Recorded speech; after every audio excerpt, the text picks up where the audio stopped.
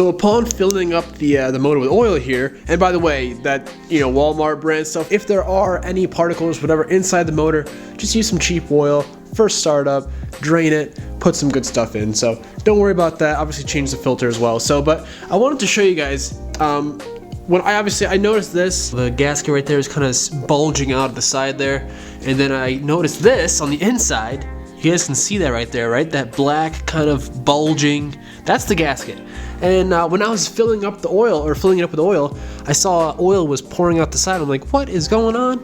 And then also, you guys can, I don't know, you actually probably can't see that. You guys can see that kind of, yep. The cam lobe is actually resting on the gasket. So if we had tried, cranking this whatever, that would not have gone too well. That gasket would have gotten pretty chewed up. So I'm gonna go ahead and remove this, see if we're gonna need a replacement, and if not, cool, but if I think we are, so we'll see how it goes.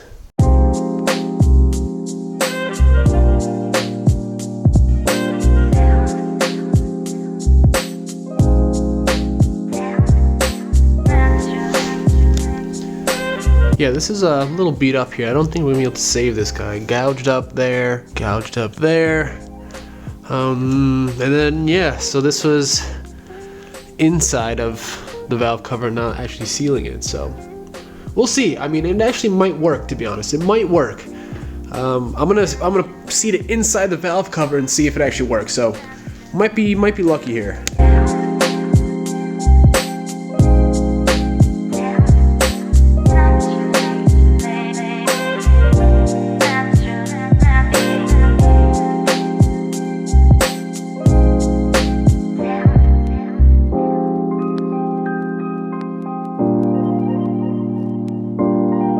Alright, so now comes the time to empty out the gas tank. Now there are multiple ways you can pump it out, you can siphon it out, you can do this, you can do that. But for me, I'm going to try this method. I've never personally done this before, but why shouldn't it work? So this is the factory fuel pump we took out of the car. I basically just extended these wires here, negative, positive, and then I just put on this long piece of tube right here.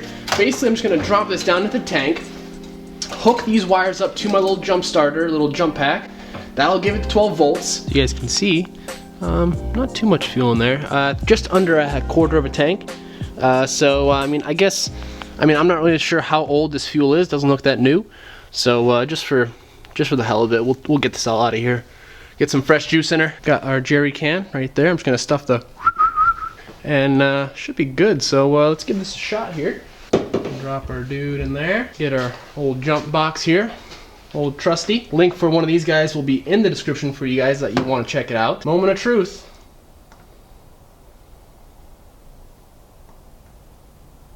Not really sure why it's not working. Alright, so weirdly enough, I'm just playing around here and I'm hooking up to the battery, and if you guys can hear this, sorry if I'm on the way.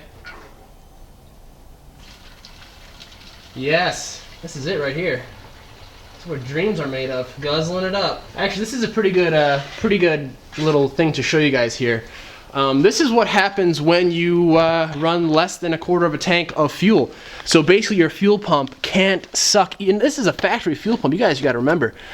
Surprisingly enough, even this thing is struggling to actually kind of keep up. The filter will actually be bubbling because it can't actually get enough juice in there. It's sucking in air, so.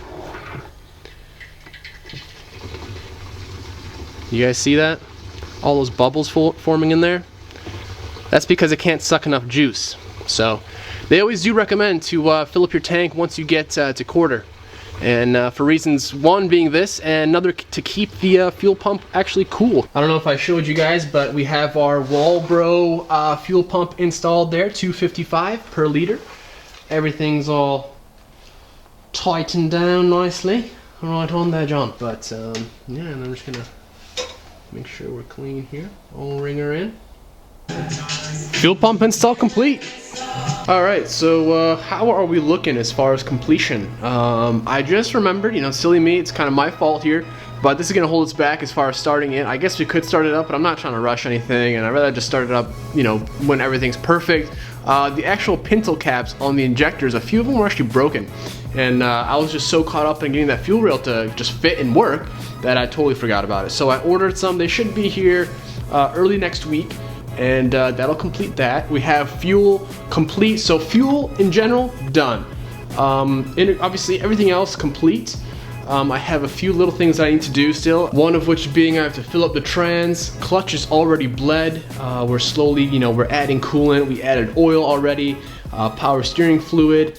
Everything is wired up. Once everything is quote unquote done, I'm just gonna go ahead and go over the whole engine bay, clean up everything that can be cleaned up to a certain extent without spending too much time on it, but make it look nice. I honestly think the way it looks right now, it looks pretty good.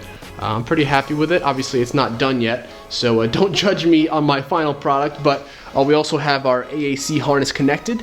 This is the big old plug that goes to it. It's weird, they have a whole sub harness dedicated just for the AAC valve, IAC, whatever you want to call it. So that's done. There was a bolt missing on the rear coilover on the bottom, so luckily we got that on there, so she's good to go. And yeah, I mean, just slowly, just slowly start cleaning it up a little bit, and we should be fired up here very soon. In this video, we would have fired it up, but now since I have to wait on that thing, and you always run into little hiccups here and there, but that's all right. That's the way things go. We have our fluid for our trans. I forgot it's 2.5 quarts, not 2 quarts, so I might have to go ahead and pick up another one. It's the 75-90, Lucas Oil synthetic. We're getting there, guys. Really pumped about this thing.